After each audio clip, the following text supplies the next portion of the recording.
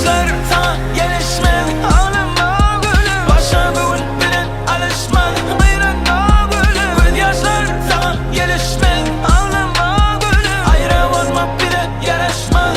Ağlama gülüm, hayallarda, yollarımda seni görüyen bir gününde.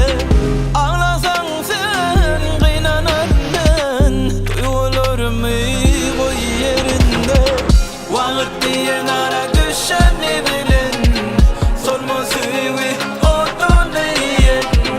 Karışanların otlamak diyen, yüreğinden dine seni söyler. Göz yaşlar sana gelişmez. Ağlama gülüm, başa bugün bilen alışmaz. Kıyranma gülüm, göz yaşlar sana gelişmez. Ağlama gülüm, ayrı olmak bile yaraşmaz. Ağlama gülüm.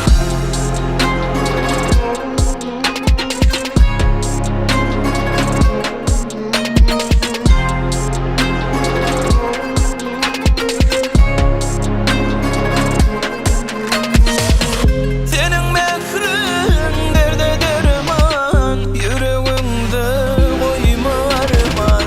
Yaşasın boy sevdim, ikimi de ol burumman. Vakit diyen ara düşer.